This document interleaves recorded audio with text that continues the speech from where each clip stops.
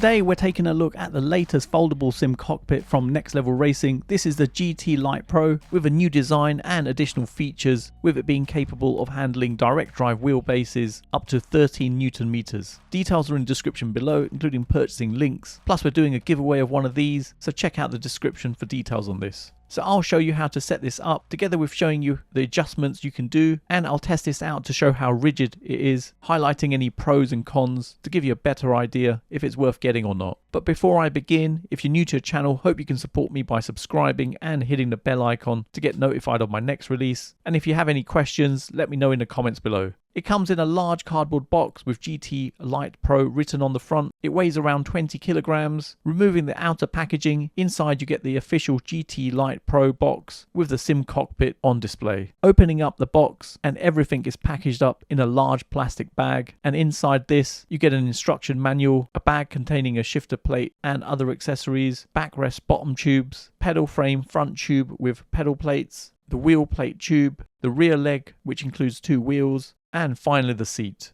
I've laid out all the items you get in the packaging to give you a better idea of the content. Let's get this set up. Take the 2 backrest bottom tubes and insert them one at a time into the openings in the back of the backrest until you hear the pin lock into place. Do the same on the other side. Unscrew the bolt and remove it from the backrest on both sides. Align the backrest tube with the hole on the backrest and reinsert the screw and secure it with the nut. Do the same on the other side. Now loosen the cam levers and unfold the front legs on the seat, and then tighten to lock the cam levers on both sides to lock the front leg. Pull out the reclining knobs on both sides, remove the white caps and then the nuts and bolts from the backrest, and do the same on the rear leg. Align the rear leg with the backrest and secure it in place with the screw and nut. Now the pedal plate can either be mounted so you have an incline of 15 degrees, or it can be flat. To do this, you just adjust the pedal front tube by pressing down the spring-loaded pin, sliding the tube out. Then remove the pedal front bracket from both sides and install it to the front leg. Then bolt on the brackets on the pedal frame in the upright position, as it will be easier to bolt on, and then tighten the screw. Remove the screw and bolt on the wheel plate socket. On the other side, open the wheel plate latch, then insert the wheel plate tube into the tube and secure it into the other side into the latch. Secure one side with a screw and nut and close the latch on the other side. The shifter plate can be installed on either side, and I'm going to install it on the left as that's how it is in the UK. To insert the shifter plate, remove the screw and nut from the shifter socket, remove the white cap from underneath the shifter plate, align the tube and press down and secure it in place with a screw and nut. Add the pedal plate strengthening strap to the bottom of the pedal plate and to the top of the wheel plate. Tighten any loose screws around the cockpit and then add the strengthening strap to the wheel plate. You just insert it through the metal loop near the seat and then again through the other metal loop, and then tighten and stick down. To increase the rigidity of the frame, you can also add the additional packing strap connecting the front leg and the back leg together. Once completed, the GT Lite Pro should look like this. Taking a closer look at the GT Lite Pro, it's all black with some red accent around the cam levers, the latch and around the back of the seat. It has a GT style racing seat with foam padded backrest and the seat made from breathable materials and mesh. It has a Next Level Racing logo on the top, at the bottom of the seat, on the strengthening straps and on the back of the rear leg and on the adjustment levers. The frame is all black with a tubular structure and quite sturdy, with 2 roller wheels at the back to assist with moving it around instead of dragging it. The GT Lite Pro has a number of different adjustments, so you can change the angle of the backrest by pulling both the knobs on the backrest outwards and then changing the incline of the backrest. Adjust the backrest height by pressing down on the spring-loaded pin at the back to increase or decrease the height of the backrest. At the back of the rear leg, you can remove the bolts and nuts to adjust the height to give the seat more of an angle down or up, depending upon how deep you want to sit in the GT style position. On the front of the frame, you have a knob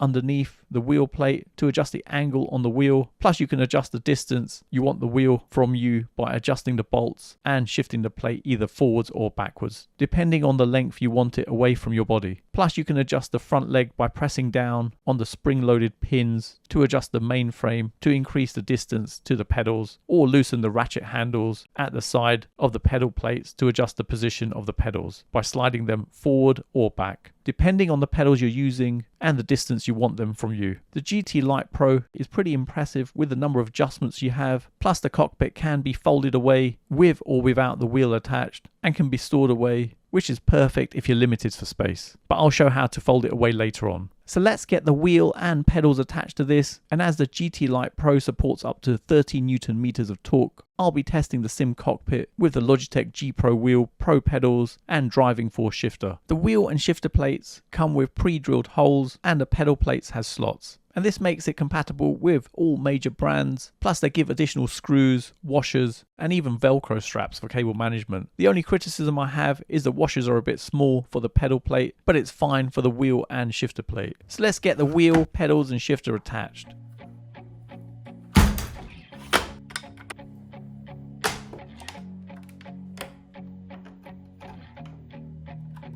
It's all set up now and looks awesome. I've got the wheel connected to my PlayStation 5 and my TV is the LG OLED G3, which is 65 inches in size. And worth mentioning that if you open the latch at the side and lift away the wheel plate tube, it gives you more space to easily get into the sim cockpit. So let's test this out. The seat feels pretty comfortable when racing with an ergonomic design, giving good support from the foam padding on the back and on the seat, which feels nice and cushioned, together with the padding at the sides. I've tested the seat by racing for a couple of hours now, and the seat doesn't get too hot or sticky on your back, feeling pretty comfortable to race on, providing good support for the lumbar, shoulder and thigh areas. The pedals do feel solid and don't seem to have much flex even when pressing down hard on the brake pedal. The shifter seems pretty stable too. The wheel plate does hold the Logitech G Pro wheel pretty well, considering how heavy it is, to give a good racing experience. There is some flex, but for this type of frame that's not a surprise, but the racing experience is more than sufficient. And if you're wondering what happens if I force the wheel up and down quite hard, there is some movement, but you wouldn't be shaking it as aggressively as this when driving. Side to side flex is very minimal, and overall the majority of the cockpit is pretty stable, with it being nice and comfortable to drive in. Now, one of the advantages of a cockpit like this, it can be folded away with your wheel and pedal attached, freeing up the space in your room, making it ideal if you're limited for space. It's pretty simple to do. First, remove all the straps, unlock the cam levers and loosen the hubs, grab the back of the seat and the wheel plate and fold forwards. Position the wheelbase close to the pedals, pull the backrest inclining knobs outwards and completely release the backrest from the hinge, and then fold the backrest all the way forwards. Use the straps to secure the cockpit together and then close the cam levers. You can then use the roller wheels to easily move it out of the way.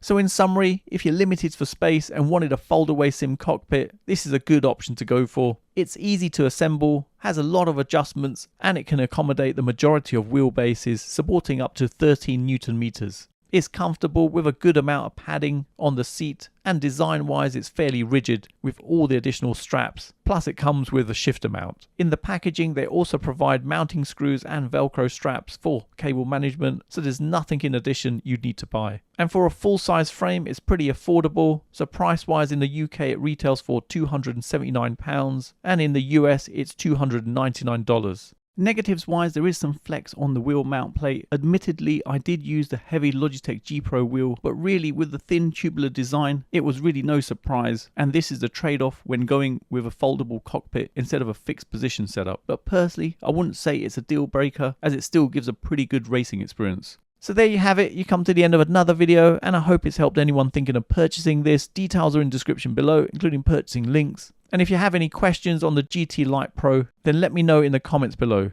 For those of you who've got to the end of this video, please leave a comment with GT Lite Pro, as it's nice to see who've got to the end of my video, and hopefully you guys enjoyed it. You can follow me on Instagram, TikTok, Facebook and Twitter. Don't forget to hit the like button, subscribe to the channel and turn on notifications to be notified of my next release. Thanks for viewing and see you in the next one.